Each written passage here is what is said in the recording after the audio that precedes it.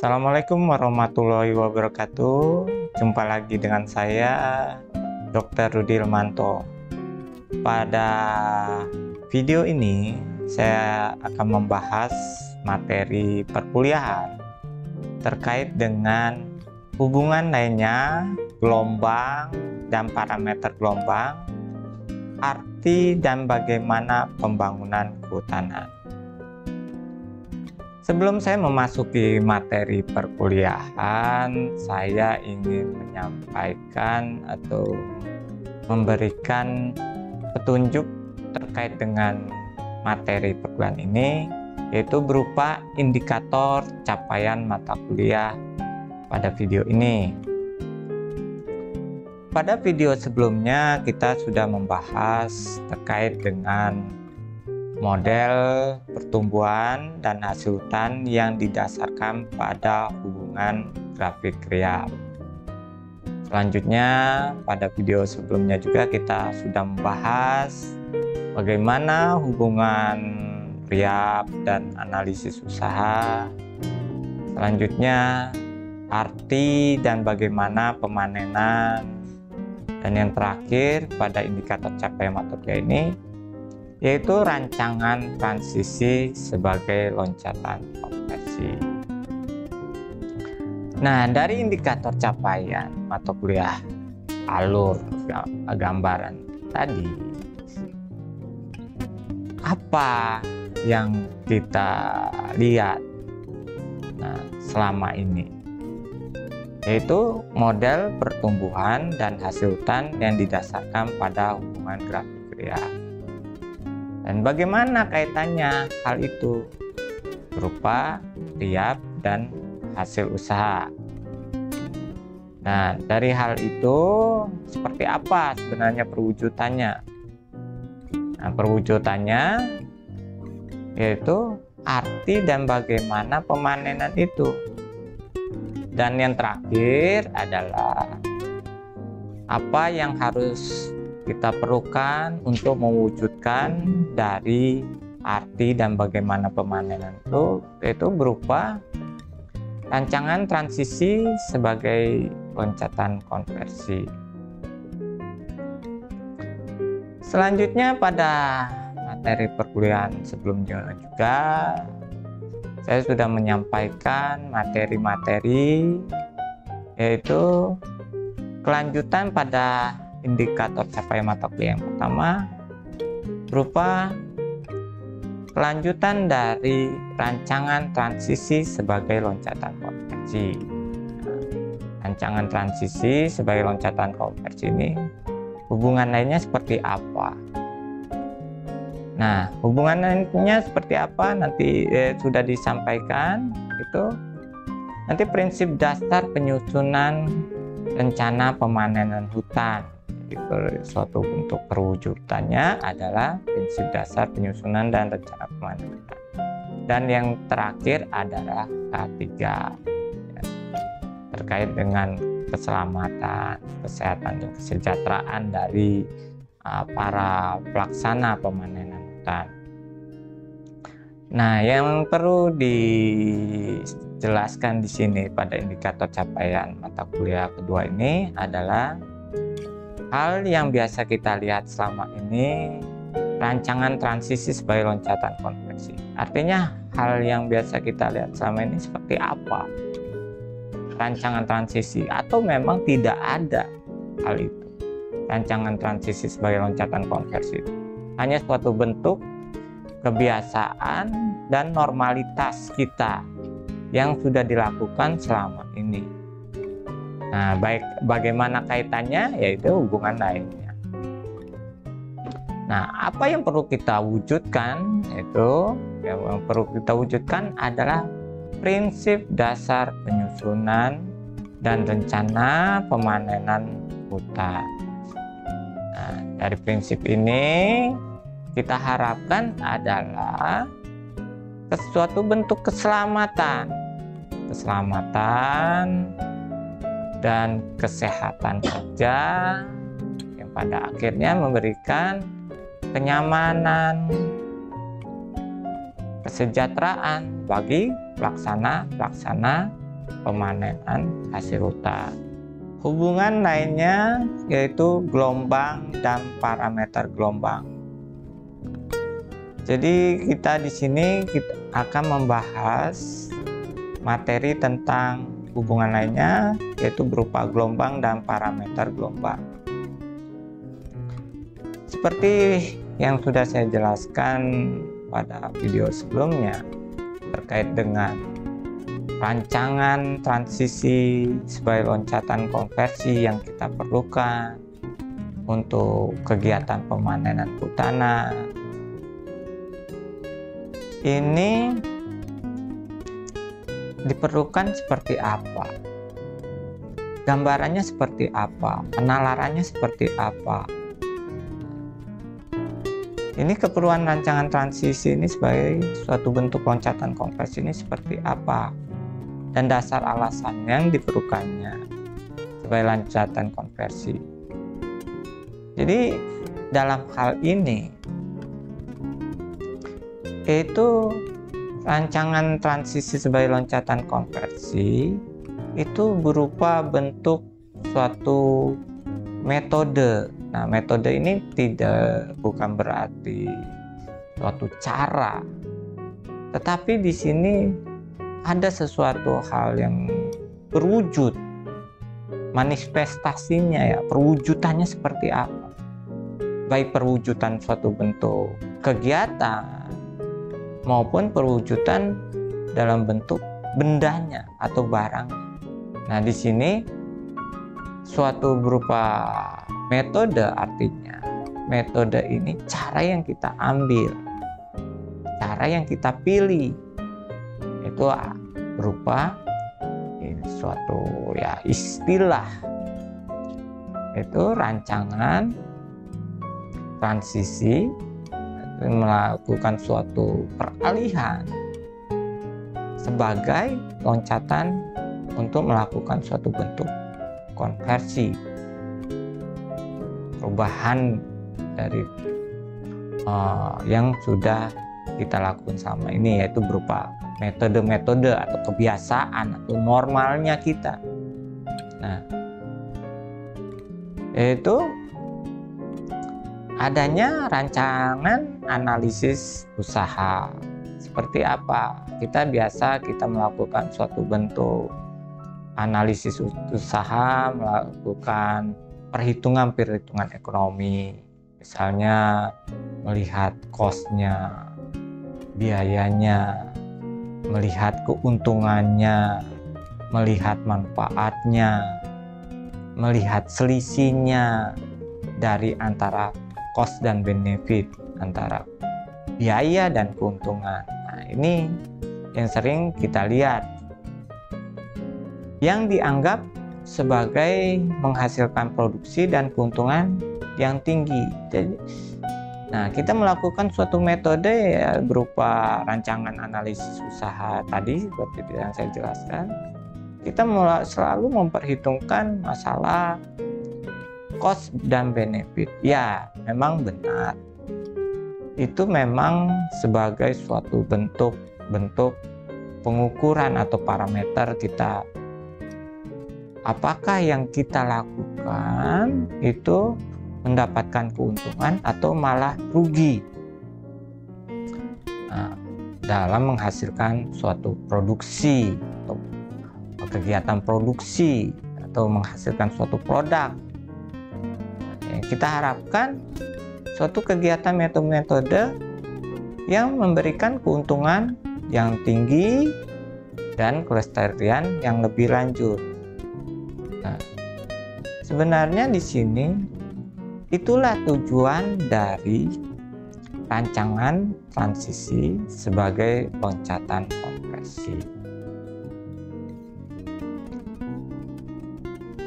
Mengingat bahwa untuk mencapai hal tersebut kita memerlukan suatu alat super canggih. Nah, ini yang saya katakan tadi. Tidak hanya suatu metode atau yang kita lakukan, tapi di sini ada suatu perwujudannya, ya, bendanya. Seperti apa bendanya? Ya.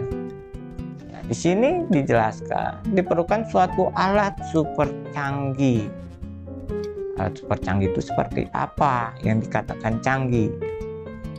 Nah, untuk melakukan suatu konversi usaha.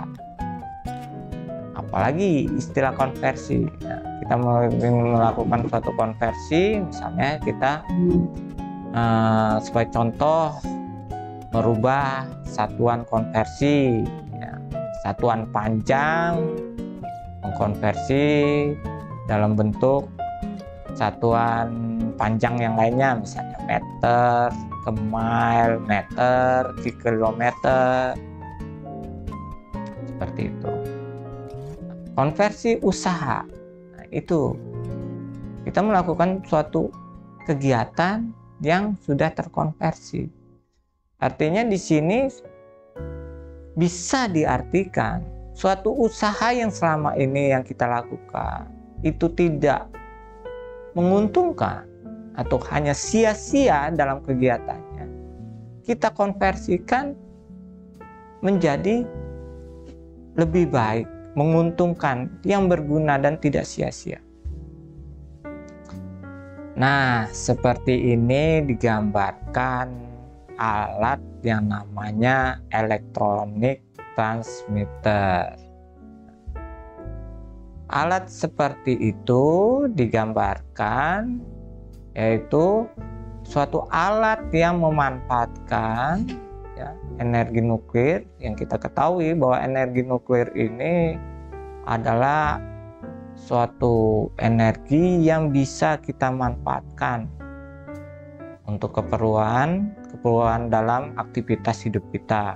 Misalnya kita listrik, ya, listrik sudah energi nuklir ini kita konversi menjadi energi listrik dikonversi menjadi energi lainnya, misalnya dikonversi untuk energi panas. Kita bisa melakukan kegiatan-kegiatan dengan misalnya menggosok, memasak air atau sebagainya.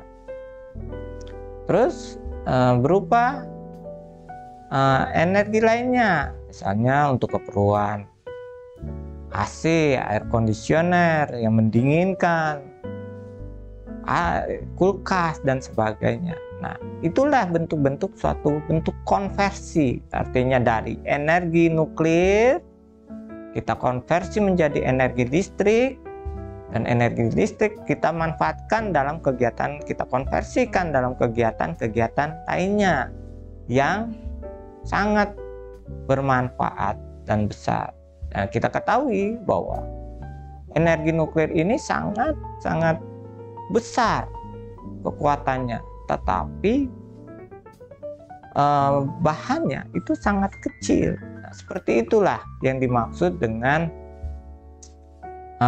suatu loncatan konversi untuk membangun sebuah pemanfaatan energi nuklir ini untuk membangun sebuah reaktor. Nah, inilah gambaran yang tadi, atau peralatan nuklir lainnya, tetapi dalam bentuk software, brandware, dan hardware. Nah, apalagi artinya di situ nanti kita melakukan suatu bentuk yang dikatakan itulah konversi pada diri manusia dan umat manusia yang terhubung dan selaras pada sistem alam semesta. Ini yang perlu digarisbawahi. Artinya terhubung dan selaras dengan sistem alam semesta. Nah, kalau tidak terhubung atau selaras dengan sistem alam semesta, ya seperti kita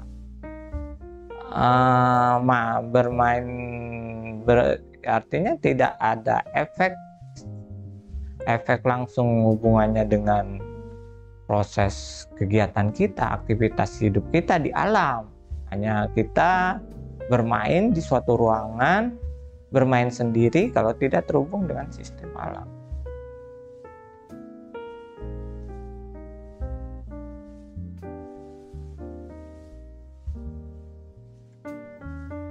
Cut, Mas, nggak jalaninnya. Nah, alat elektronik transmitter, nah, ini dikutip langsung dari Sidik Nur Widayat tahun 2018. Secara garis besar, prinsip kerja transmitter itu adalah alat yang mengubah dan mentransmisikan besaran nilai dari suatu besaran dalam rentang tertentu, suatu sinyal yang dapat dibaca oleh penerima. Seperti yang saya jelaskan tadi, bagaimana kita melakukan suatu konversi, ya, mengubah, terus melakukan suatu bentuk transmisi, mentransmisikan besaran nilai yang sudah kita ubah itu menjadi suatu besaran yang berbeda dalam rentang tertentu, dalam bentuk sinyal yang bisa atau bisa dibaca atau penerima. Nah, ini yang terkait dengan terhubung, selaras dengan sistem alam. Nah, ini dicontohkan adanya transmitter pneumatik. Pneumatik ini sering kita dengar istilahnya dengan istilah paru-paru, pneumonia. Ya. Ini memiliki prinsip kerja mekanis. Transmitter pneumatik ini memiliki prinsip kerja yang dalam bentuk mekanis. Karena pemancar ini menggunakan suatu bentuk media udara sebagai keluaran yang dikirimkan ke penerima sinyalnya.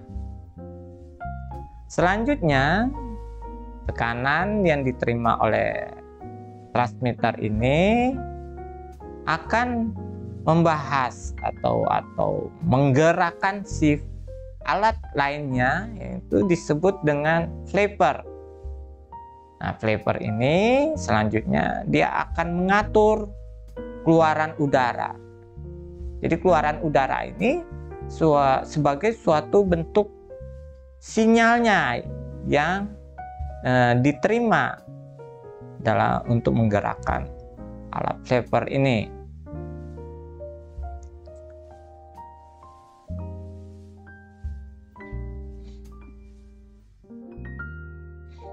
Nah, ada beberapa bagian yang berperan dalam kinerja transmitter ini, transmitter pneumatik ini. Antara lain adalah disebut dengan sensing element. Sensing element ini adalah elemen penginderaan. Elemen penginderaan merupakan bagian dari pemancar yang menerima besaran yang diukur. Jadi bagian ini adalah suatu bagian yang menerima suatu sinyal. Nah, sinyal tadi digambarkan sebagai media udaranya, perubahan tekanannya. Ini ada disebut sensing element, menerima besaran yang diukur. Selanjutnya adalah relay udara. Relay udara ini adalah mengatur pemancar dari suplai udara agar dapat dikontrol. Dikontrol apanya? Dikontrol outputnya yang melalui flapper atau tadi yang menggerakkan dan nozzle. Selanjutnya adalah bagian flapper atau nozzle yang menggerakkan. Flapper dan nozzle ini mengatur besaran tekanan keluaran pemancar. Flapper transmitter ini menggerakkan berdasarkan tekanan udara yang diterima transmitter dalam suatu rentang tertentu. Sedangkan nozzle ini akan mengeluarkan udara dari rel udara. Jadi tugas flapper di sini sebenarnya adalah dalam menggerakkan ini membuka atau menutup udara yang keluar. Jadi udara ini yang digunakan suatu media sinyalnya berupa tekanan-tekanan tadi. Yang keluar dari nozzle sesuai dengan besaran tekanan nantinya diterima oleh elemen penginderaan. Nah, semakin kecil tekanan yang diterima oleh elemen penginderaan, ini semakin menjauh jarak antara flapper dari nozzle. Nah, hal ini berakibat semakin kecilnya tekanan keluaran pemancar. Dan sebaliknya, semakin besar tekanan yang diterima oleh elemen penginderaan, maka akan semakin rapat flapper ke nozzle. Maka akan semakin besar pula tekanan keluar dari pemancar. Selanjutnya, tekanan yang diterima transmitter ini akan menggerakkan, saja akan mengatur keluaran udara. Ini dalam bentuk siklusnya nantinya kegiatan. Nah, ada bagian span adjuster dan zero adjuster. Span dan zero adjuster ini digunakan untuk menetapkan rentang suatu pemancar. Artinya di situ jangan terjadi suatu slip dalam proses terjadinya suatu kegiatan ya. Itu kegiatan suatu proses terjadinya suatu aktivitas. Nah, span dan zero ini di setel artinya dikalibrasi ini sesuai dengan ringnya, ring yang sudah ditentukan dengan kapasitas yang ada. Misalnya suatu besar aliran itu memang kapasitasnya suatu selang itu berapa. Nah, seperti itu gambarannya. Ya, ini melalui suatu bentuk prosedur kalibrasi. Artinya di sini kita melakukan kalibrasi itu di setel ini sesuai suatu kapasitas dari mesin atau barang-barang yang melakukan suatu aktivitas itu. Baik ketika transmitter sudah menunjukkan ketidaksesuaian nilai output dengan nilai aktual. Selanjutnya adalah tabung di bawah. Tabung di bawah ini adalah sebuah tabung yang bisa mengembang dan mengempis bila terisi dengan instrumen udara. Instrumen udara ini yang tadi sudah saya katakan sebagai suatu media sinyalnya dan nantinya menghasilkan suatu bentuk tekanan udara. Nah, fungsi di bawah tabung di bawah ini yaitu sebagai feedback atau umpan balik untuk melawan gaya yang dihasilkan oleh elemen penginderaan terhadap flapper, sehingga flapper tidak bergerak kebablasan. Artinya di sini sebagai suatu bagian yang membatasi pergerakan flapper ini agar tidak melampaui dari gerakan yang sudah ditentukan yang harus dilakukan oleh flapper ini dari pemancar pneumatik. Nah, ini agar lebih terjaga dan bisa disesuaikan dengan kebutuhan dan fungsi alat tersebut. Selanjutnya adalah prinsip kerja transmitter elektronik. Nah, tadi kita sudah membahas tentang transmitter pneumatik dalam sistem kerja yang mekanik. Nah, ini prinsip kerja transmitter elektronik. Jadi, secara garis besar untuk prinsip kerja transmitter elektronik ini sebenarnya hampir sama dengan transmitter yang sudah dijelaskan sebelumnya, yaitu transmitter pneumatik. Nah, apa bedanya? Bedanya untuk transmitter elektronik ini menggunakan prinsip kerja elektronik ya. Sedangkan pneumatik menggunakan prinsip kerja mekanis. Jadi pemancar pada transmitter elektronik ini juga memiliki elemen penginderaan. Nah, pada transmitter pneumatik yang bekerja secara mekanik tadi ada ya elemen penginderaannya ya, itu sebagai pengukuran besaran ini berupa memiliki layar penampil interface. Nah, kita kalau alat digital sama alat yang non digital, nah seperti itu, seperti jam digital dengan jam non digital. Kalau jam non digital itu kan kita melihat jarum angka pada jam itu bergerak mekanis.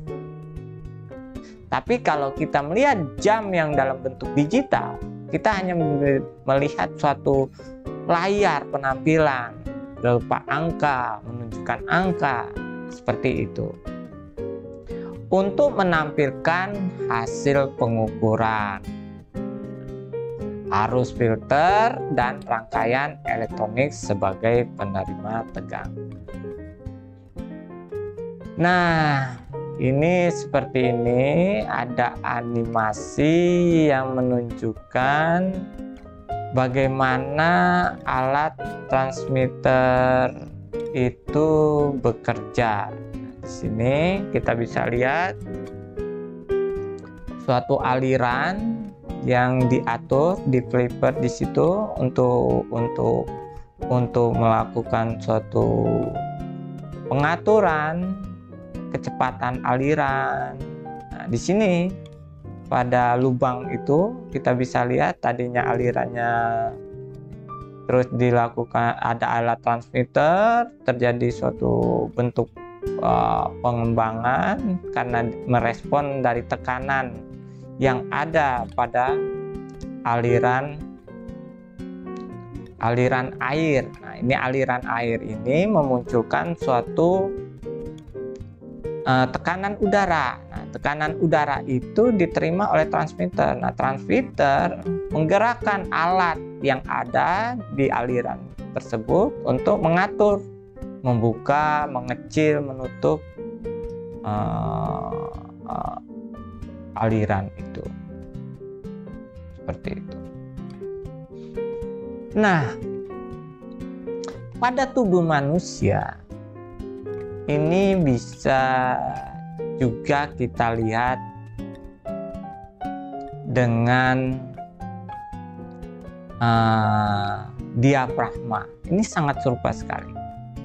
Nah, kebetulan kata pneumatik ini memang sama dengan pneumonia. Nah, di situ juga ada artinya transmitter itu dalam bentuk diafragma. Nah, di sini kita bisa lihat bagaimana diafragma secara responsif mengatur pergerakan dari paru-paru, sehingga paru-paru bisa mengatur jalan keluar dan masuknya udara. Nah, seperti inilah kalau yang ada di tubuh kita.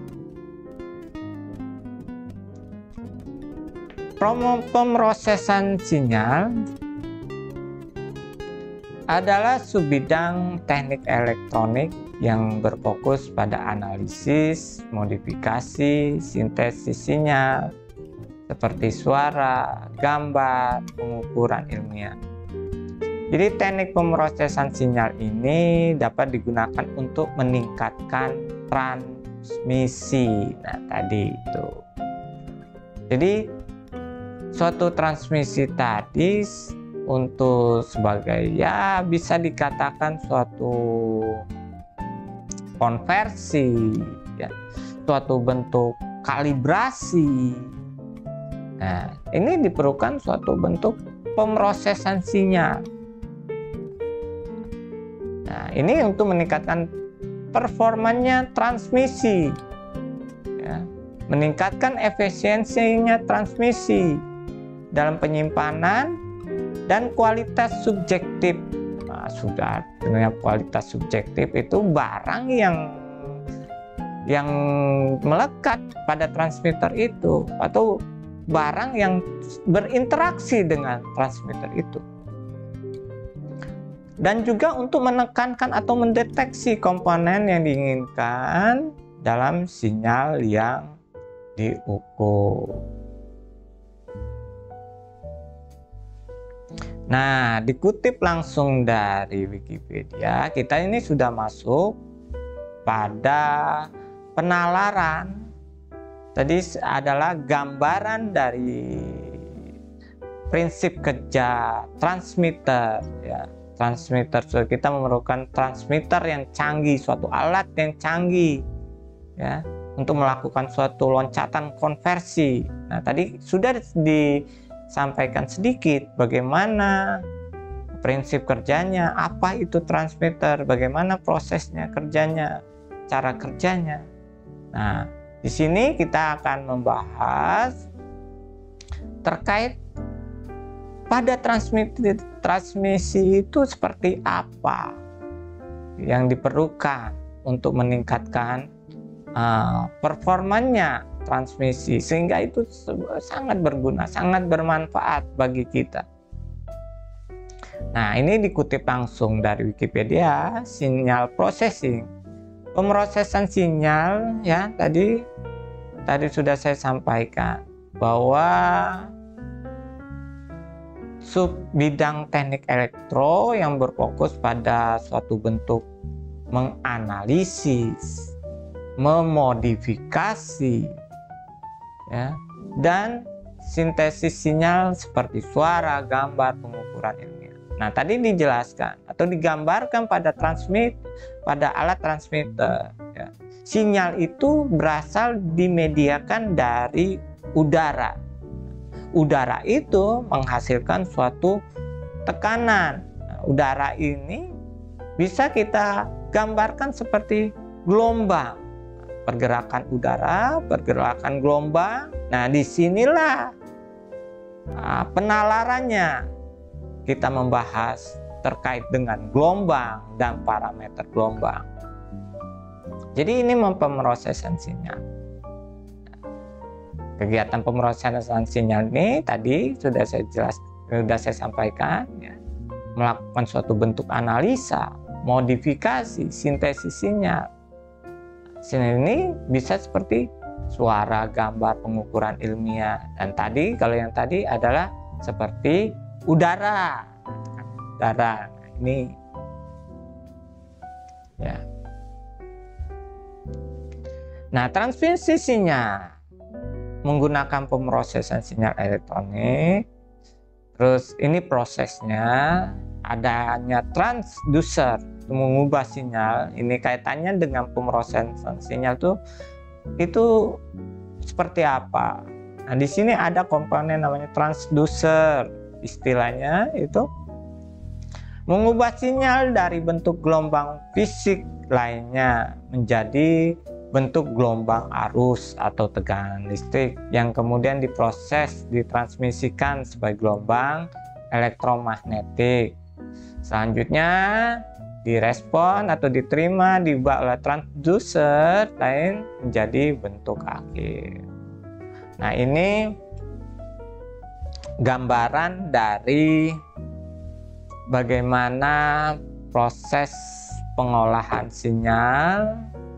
Di sini digambarkan kita pusat sinyal itu, ya, sumbernya dari perkataan seseorang atau siapapun.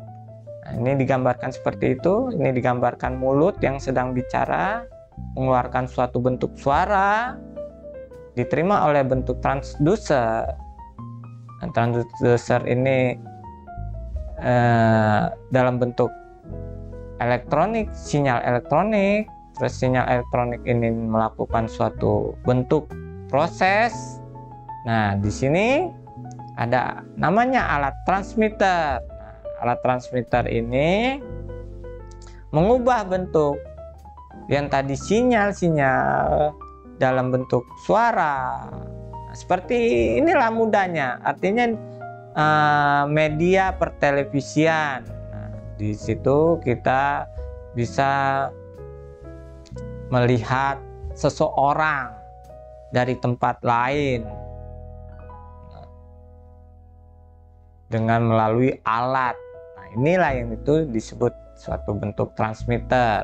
Di sini digambarkan transmitter itu mengubah suara ini dalam bentuk konversinya menjadi gelombang elektromagnetik. Nah, dari gelombang elektromagnetik ini diterima di transducer, diterima sinyalnya oleh telinga seorang. Nah, seperti kita menggunakan alat HP lah,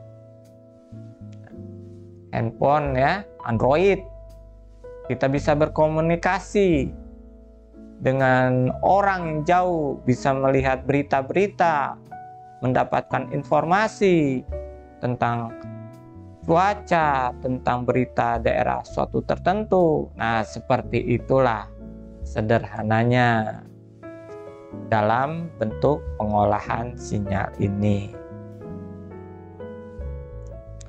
Nah, transmisi sinyal yang ada di tubuh kita ini akan mengalami bentuk fase yang sama dengan sinyal yang ada di alam. Nah, artinya di sini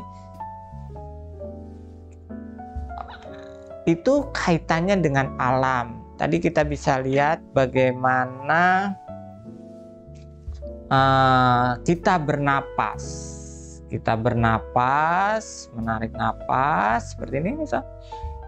Nah, mengeluarkannya, di situ sudah ada kerja transmisi. Walaupun itu kita tidak menyadarinya. Sebenarnya kita sudah ada. Nah, itulah yang perlu sebenarnya alat-alat transmitter ini di tubuh kita ini memang sudah ada, sudah tersedia. Ya. Nah, dan perlu dipikirkan. Nah, dalam bidang lain kita mengenal banyak teknologi artificial intelligence. Nah, kita bisa lihat sekarang bagaimana HP Android yang bisa melekat di tubuh kita, atau suatu headset yang dilengkapi dengan sistem transmitter meskipun dalam jarak jauh. HP kita bisa mengontrol dari jarak jauh. Nah, itu diperlukan suatu transmitter. Nah, ini digambarkan bagaimana transmisi sinyal yang sudah ada, yang sudah biasa kita lihat selama ini adalah penggunaan tenaga dalam. Nah, sering kita lihat itu. Tenaga dalam itu sebenarnya adalah suatu bentuk pemrosesan sinyal. Tadi kita sudah lihat bagaimana animasi gambar paru-paru ya, seperti prinsip kerja transmitter pneumatik. Nah, tenaga dalam ini melakukan proses, sebenarnya kita melakukan suatu proses pengolahan sinyal yang ada di tubuh kita, melakukan suatu analisis, suatu peningkatan. Nah, seperti apa? Kita seperti mengendalikan elemen penginderaan kita yang ada di tubuh kita, mengatur. Belajar tenaga dalam itu berlatih, suatu bentuk latihan pernapasan. Nah, kadang kita dengar itu. Nah, seperti itulah. Sehingga dari tenaga dalam itu nantinya akan memunculkan suatu kekuatan. Ya, kekuatan yang bisa jadi tidak terlihat. Ya, yang kita sebut suatu kekuatan gaib. Nah, kekuatan gaib atau yang tidak terlihat ini yang mampu mengontrol dalam bentuk apa? Mengontrol sesuai dengan manfaat, tujuan, dan kegunaannya. Misalnya kita melakukan suatu bentuk transmitter mengatur napas, menggunakan diafragma kita sebagai transmitternya. Kita mengatur napas, merasakan diafragma. Nah, di situ tenaga dalam kita atur sehingga terjadi suatu pemrosesan sinyal. Nah, pemrosesan sinyal ini ada bagian-bagian tertentu yang terhubung dengan sistem alam yang memberikan suatu bentuk ikatan atau tali seperti itu yang tidak bisa kita lihat.